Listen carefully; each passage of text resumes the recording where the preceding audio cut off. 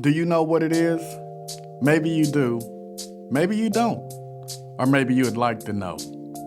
Surviving and thriving, ups and downs, challenges and victories, on the path of forever. Let's take a ride on this journey where amazing couples share their story of love and soul. Today, so you want to go first? We met in the projects. I was visiting my cousin and she was over some friend's house and they were playing cards and I would come downstairs and I've been seeing her for a while and just never said anything. Me just laid back and being shy.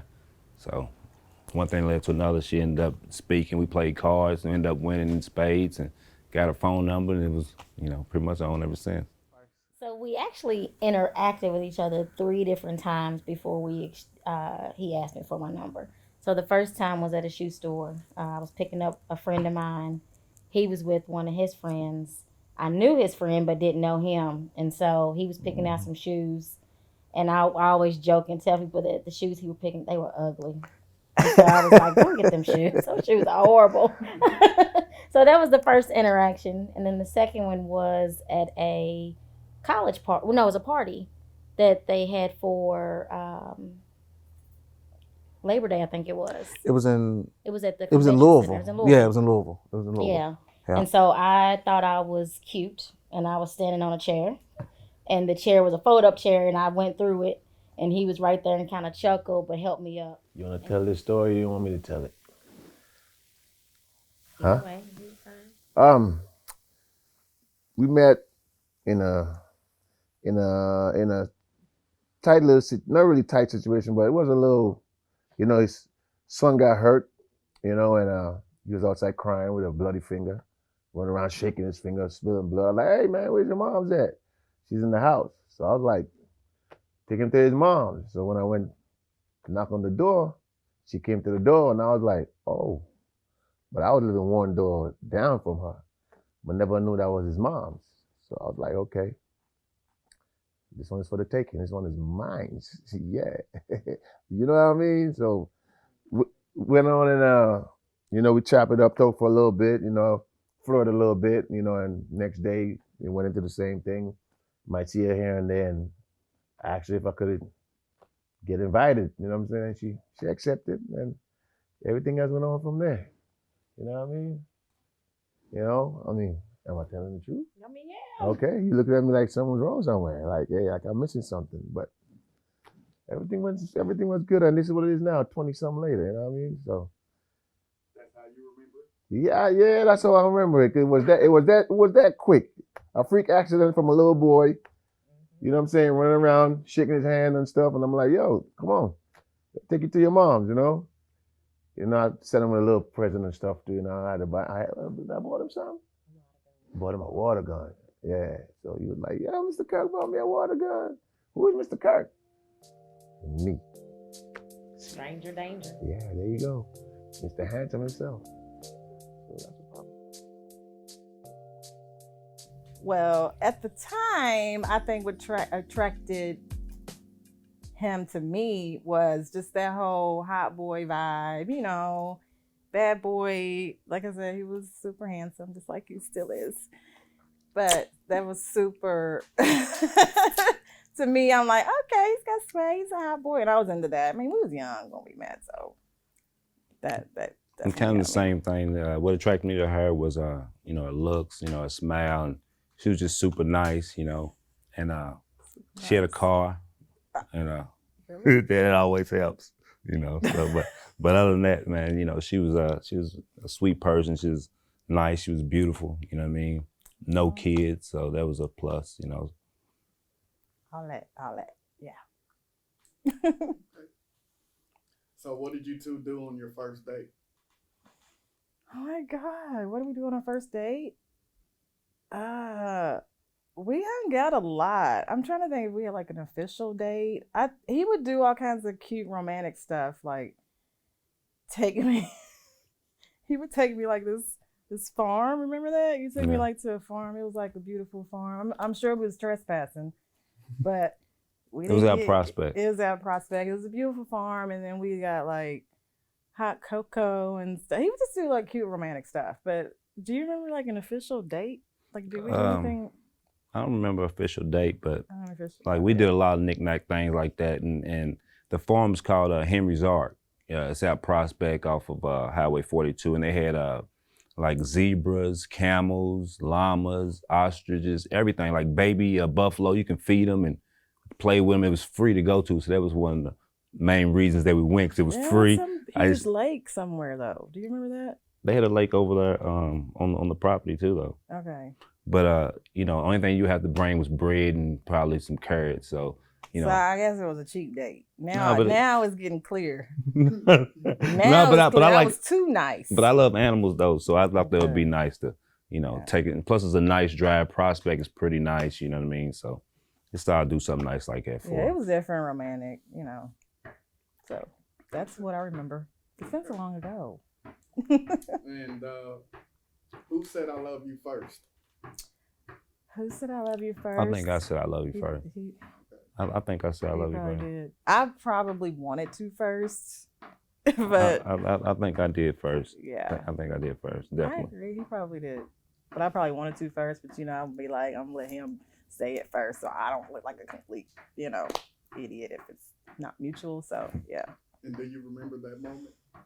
Not really. I don't remember the moment, but I know for sure that I said that I loved her, because at the end of the day, you know, she was the first person that I could really trust and you know, just show me unconditional love. And one thing that I really did love about it is that every girl that I used to deal with, like she said, I was a hot boy, so I was, you know, ripping and running. But one thing that she never did was ask me for anything. And that's one thing that I really appreciate and that I loved about her, because everybody that I ever met always buy me this, buy me that, you know, you got this, can I have this? And she never did that. So that's one thing that really just drew me into her. Didn't know that. Okay. What is your best memory of him or her before marriage? Okay, so I think it's so many good memories, but my best memory of you before marriage was the proposal. I thought that was super sweet. I mean, again, we were super young. I was working at it doesn't matter where, but I was working, and I'm just going to tell you what happened. And it was a normal day. Well, actually, later that day, we were supposed to get the rings out on layaway. So I'm all super excited. So I called him like, so we're going to get him a layaway day, right? He was like, nah, something happened. I'm like, giving him a hard time. So, like I said, later that day at work, one of my coworkers walks at Holland. around. No, it wasn't Harlan. What was that? It wasn't Harlan. I proposed at Harlan. It was at the inside the It was at MPC. I didn't even MPC, say where yeah. it was Okay, at. you're right. It was. Okay, It was. at MPC. It was. So anyway, I'm at work. So one of my coworkers comes around with one single rose. I'm like, what? So she goes, somebody else comes around with the single rose. What? So my whole team, one by one after the next, comes by with the rose until I get like a dozen roses. And so, nope, they didn't say anything. So they were super quiet. And I'm like, okay, what's going on? And then my boss ended up calling a meeting.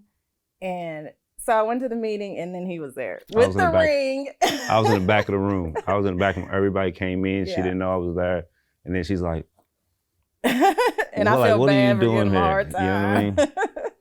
So yeah, that was so romantic. And then, you know, all my friends and coworkers were there. So it was super unique. So I was like, oh, yeah. I'm not gonna cry. Yeah, I remember. I remember that. My best memory of her and us would probably be, Bang bong. no, probably be the day that we got married. Actually, that was because at the end of the day, it was spur of the moment when we got married. You know, we got married at Bible study. My mother wasn't there. My father wasn't there. Nobody was there. You know, we have a kind of unique story here. You know, before we got married, you know, my pastor was telling me, because, you know, I proposed to her, and usually guys put it off for months or years and years. But at the time, you know, I had got set up, and I was gonna have to do some time. And my pastor told her, he's like, man, the devil's gonna be put in your head that she don't need you and you don't need her. You need to do what's right in God's eyes and stop putting it off. So I'm like, you know what, you're right. We gonna do it at Bible study. You know what I mean? I'd already got the ring, whatever. So just everybody was at Bible study. None of my family was there, you know. So we did it at Bible study, and the very next day we got married, September 20th, 2000. The very next day, that Thursday, I went to court and started my time. So we didn't have no honeymoon, you know, and a real wedding or anything like that. And just that time apart just made me really appreciate her, you know what I mean? And at the end of the day, you know, people ask me all the time, you know, 'cause they couldn't believe I was married, but being married was the best thing that happened to me, you know what I mean? Because being married, make a man and break a man. It'll make a boy into a man and it'll break a man of his bad habits. But sometimes guys don't like to hear that from, you know, like she's trying to be my mother. Guys will listen to their buddy, lead him into a ditch versus listen to a person that really loves them, you know what I mean? At the end of the day, it just took, you know, me experiencing that, you know, because at the end of the day, I probably would have put it off 2 or 3 more years, you know, but God knew I needed to have her in my life, you know what I mean? And ever since there, we've been together ever since. Did you guys receive pushback for doing it spur of the moment like that at Bible study? Did families? No, I didn't receive pushback. I just received from, you know, a lot of friends and family just couldn't believe that I was getting married, you know, because like you said, you know, I always had everything. I was just always ripping and running, you know what I mean? And I couldn't believe it. But when I sit back, that was the best thing that happened, because before, this is kind of off the subject, but it's not. I have a 21-year-old son. He just graduated from UK in May. But before he graduated, when he was 2, before I did my time, I would go pick him up and on a, you know, just a weekend day, and he would cry. I'm like, you know, what's he crying for? I done bought him all the Jordans, all the clothes, but he didn't know me. We didn't have a relationship. When I got out, I was scared to do anything else. You know what I mean? I didn't have nothing but time. So that time got our bond stronger, and that's what helped me be a better father than you know what I mean? So that's what I said, that was the best thing to happen to me, just slowing me down so I could see myself, you know what I mean?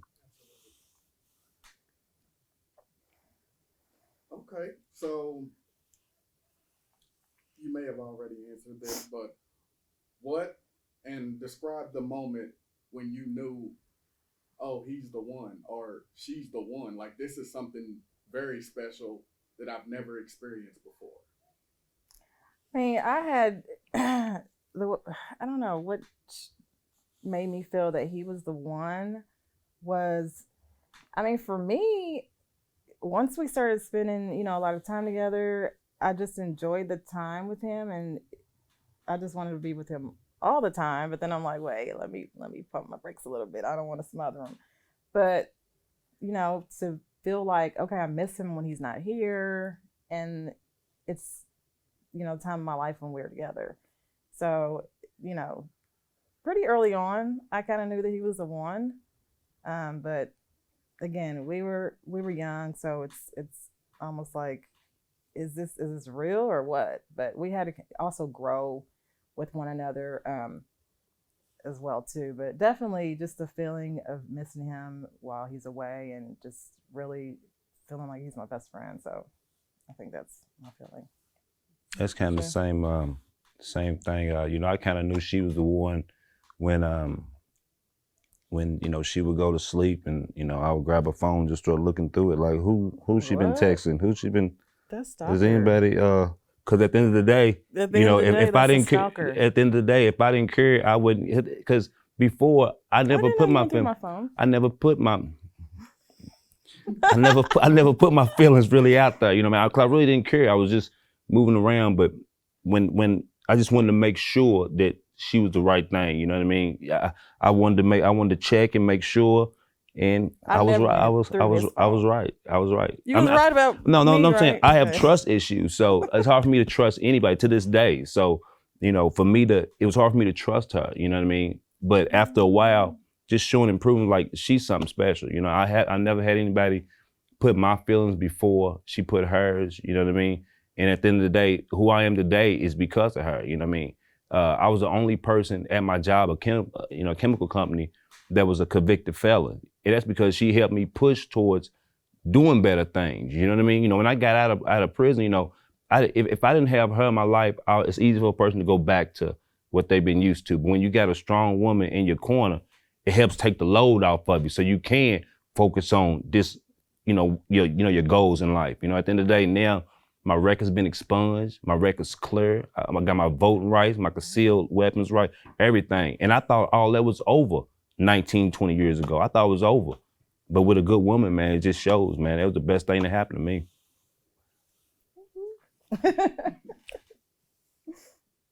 So we once had a conversation, I believe it was around your anniversary time. And of course I said, congratulations to you. You told me, I've literally been with this man for more than half of my life. Can you talk about that and describe that outfit for everyone? Yeah, it's weird. I mean, it's weird. It's a good weird. But yeah, we just had to definitely grow up together. We made a lot of dumb mistakes, but at the end of the day, we look at each other like, oh, we're still here together. So yeah, it's crazy. So we've done a lot of firsts together. You know what I mean? A lot. So it's awesome to know that we've been together for so long, and like I literally don't remember too many people or really anybody before him, or you know what I mean? It's like that's really when I started really living is when we got together. So yeah. What about you? Yeah, what does that mean to you? Repeat the question for him.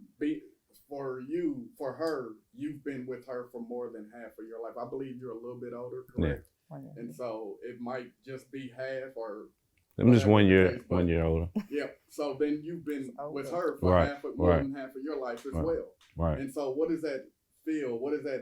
How do you describe that? What does that make you? To me, it feels comforting knowing that you have somebody to grow old with. You know what I mean? And at the end of the day, when a lot of people commend me for being married for so long, 19 years, that doesn't mean that everything's perfect. You know what I mean? Being married for 19 years and still being together just means that you love each other enough to, look past or not to give up. You know what I mean? Because at the end of the day, we've been married longer than my mother, longer than all my aunts, all my uncles, everybody that I know, friends' parents, we've been married long. And that's just because, I put her feelings and my kids' feelings before I put my own. It's easy for me to get frustrated, but it's better for me to stay, you know what I mean, for the long haul for my family. My kids deserve it, my wife deserves it, and, I deserve it. Okay. Good answer. So it's been said that the first 5 years of marriage are the toughest. Do you agree? Why or why not? I think the first 5 years of a marriage is the toughest. I think that all of it's tough. I think it's all tough. I think it gets easier as time go on, only because you get used to a person. When you first get married, it's hard to put your feelings on the back burner. It's hard to put this person before you. You know what I mean? It's a whole new change. You know what I mean? So after, the first 5 years, you kind of get used to it. It's kind of like riding a bike. The first few times you may fall, you may scrape your knees up. But after a while, you riding wheelies and everything. So we riding wheelies and everything now. So we probably, we jumping ramps and everything. You know what I mean? We still have our bumps and road, but it doesn't it gets easy because you get used to each other. Yeah, I can't even say like 5 years is the magic number. It's I think it's really custom per relationship. Definitely the first several years is hard because, actually the first couple of years you're probably in marital bliss, and then you hit that rough patch when you're like, okay, what do we do? And then a lot of times, you're never going to be like on the same page at the same time, so somebody might be on one page and then you're on another page and you got to kind of come together. So I think there's a lot of peaks and valleys, highs and lows, even to this day. But like you said, marriage is work. It's a lot of work. It never really gets easy. And I think if it starts getting easy, something's probably wrong. So of course you want to be happy. Happiness is definitely the goal. But again, it's work, especially when you have kids. Career, all the other stuff that comes along with it. It's just it's just very, it's a lot of work because you have to make sure that you keep your spouse, you know, up there on top. It's so easy when you've been together for so long to kind of knock them down, like down as far as ranks, have the kids first and then the job, but you have to really try to put each other first, you know, otherwise somebody's going to feel, you know, like they're in need of something. That's it's not good. So is there someone or some couple that you guys maybe might go to in challenging times for wise counsel? I don't have a couple that I go to. Majority of the time, people come to me. You know what I mean, That's true. for you know, relationship advice or just advice on life in general. Because I still have a lot of friends that are in the streets or whatever, just to see me come from where I came from and pretty much work my way out. You know, they kind of come to me, you know, for advice. So I really don't have anybody that I, you know, go to besides God. You know, I tend to stay in prayer. You know what I mean? It kind of helps me out all the time. It's got me through everything. Yeah, prayer is definitely key, and he's right. Like he's definitely got it together as far as, you know, I mean, his friends do call him sometimes, and he's just very good at counseling and just getting a person to where they need to be. Like if they're on the edge, you can kind of talk them down. So I think he's just great at that. He's a great person all around. But I think you have that gift to talk, you know, to people and make them feel, not really gift the gab, but I'm a good listener too. you're a good listener when you want to be. But yeah, you're good. You're definitely a good listener. I mean, that's why people call you for advice. So yes, he's awesome. And I would imagine you can speak from both sides of the track. Yeah, So yeah, that adds yeah, value. yeah, definitely. Absolutely, yes. Biggest lesson you've learned so far in marriage? Biggest lesson. Biggest lesson.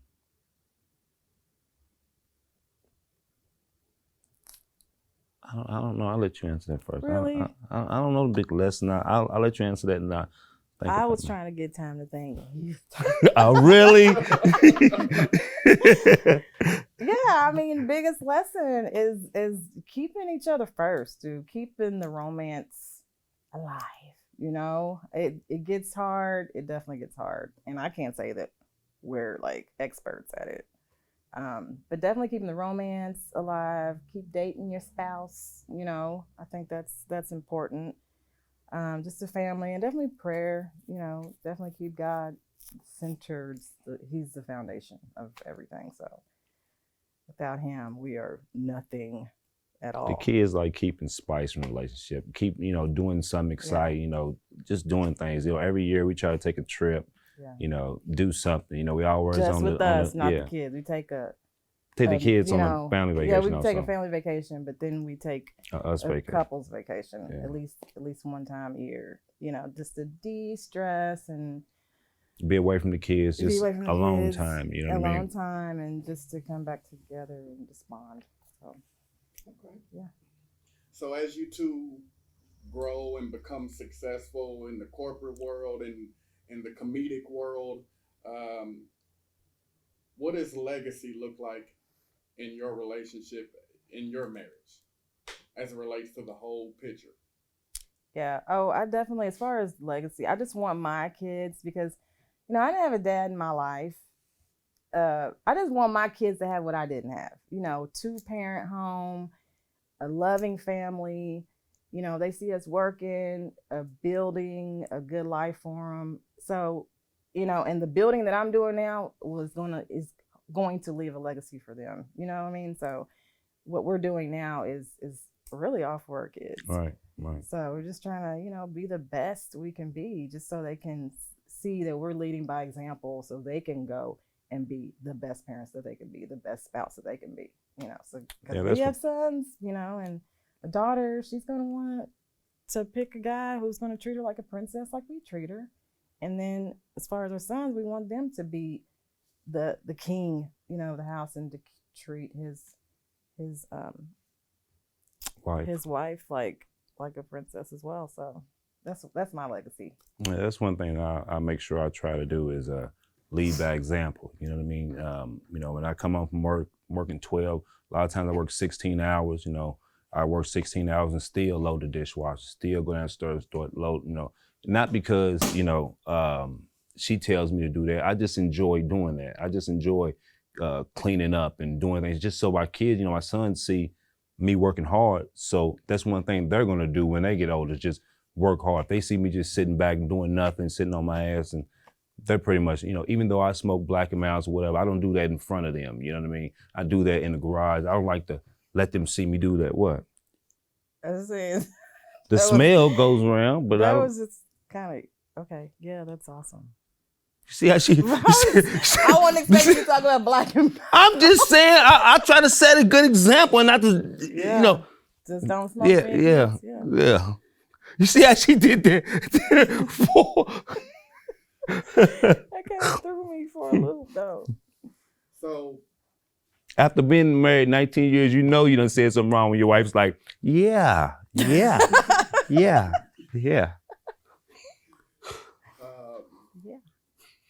what does growing individually and then growing in your marriage look like for you two? So growing individually versus growing in a marriage, to me, like, you can't like lose yourself in the marriage. Yeah, you have a marriage. I'm a wife. I'm a mother, but I'm also Nacourja. You know what I mean? And there are goals that I still want to achieve. And he's always my number one supporter. You know, I've been back to school 2 times now. Recently, I'm in school now. But, you know, he's always my number one support. When he started comedy, support him. You know what I mean? And it's like, you just have to have that support. You can't lose yourself. If there's something that you want to do, go for it. However, on the flip side, you can't engulf yourself. Like, I'm going back to school. However, I can't go back full time because I still have a family. I'm still a wife, you know? So it's all in moderation. You have to have a balance. But again, do you, not totally, but still have your goals and accomplish them. Not forget about your family. And not forget about your family, right? Yeah. Exactly. Yeah. Your turn. Why are you trying to cut me off a little bit?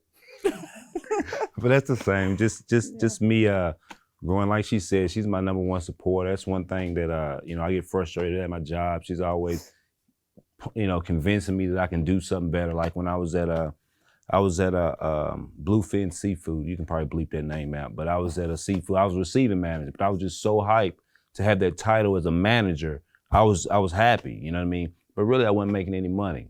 And she's telling me to, and really, I'm scared of change.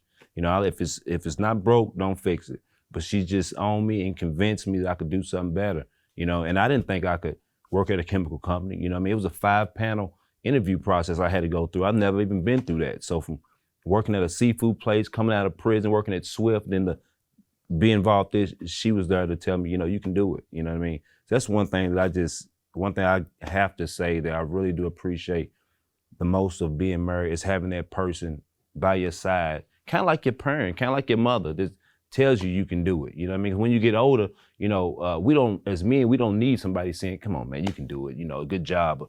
But it always feels good to have that person, you know what I mean, that's there and mean it, you know what I mean? So, you know, that's where she comes into play at, and I really appreciate that, I really do.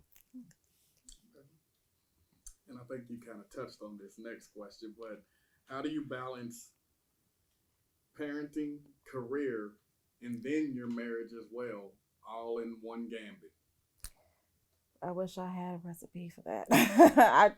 It's like you do it and you adjust. Yeah, you adapt. You just adapt. You adjust. You tweak a little bit here and there. Sometimes, like after coming home from class at 8:00, I'm like, oh my God, I'm tired. Like, I'm literally not about to cook. You know what I mean? So y'all gotta fend for yourself tonight. And I feel bad sometimes, but guess what? The next time I'm gonna try to do better. But it's about adjusting and tweaking it.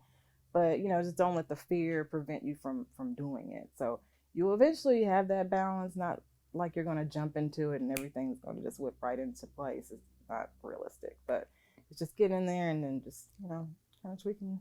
Yeah, you just adapt. You just adapt. You know, some days, you know, like I said, I work 16-hour days, and some days, you know, it's 12-hour days. Some days I feel like playing. Some days I don't. Some days, man, will somebody get, man, would you get down somewhere? Would you get over there? Where your mama at? care of me. You know what I mean? And then some days I'm cool. You just adapt. You know what I mean? You just roll with the punches. That's about it. Some days it's better than others. This is a fun roller coaster. Marriage is a fun roller coaster.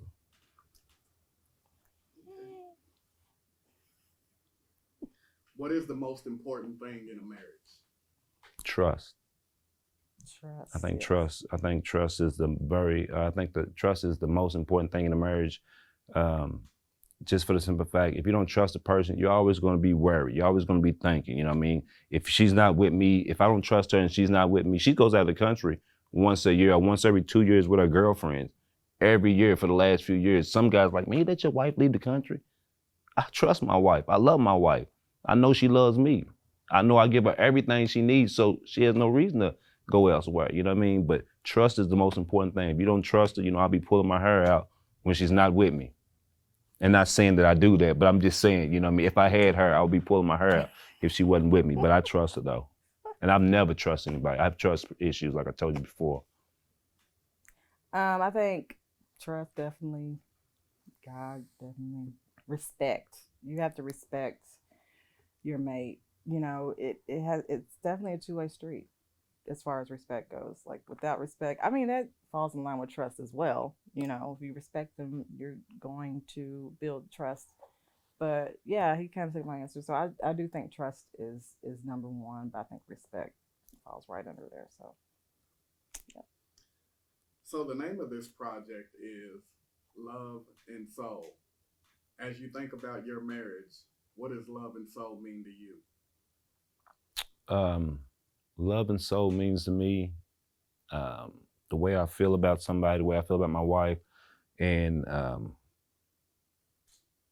I mean, she's my soulmate. I can't really put it into words, but she's somebody that I've been searching for my whole life, and I didn't know I was searching for. You know what I mean?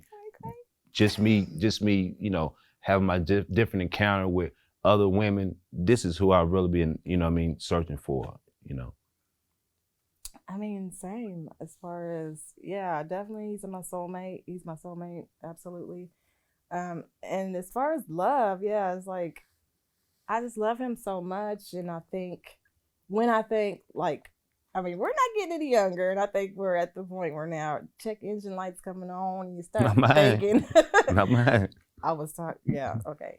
But my check engine light starts coming on and you're like, wow, we're not getting any younger.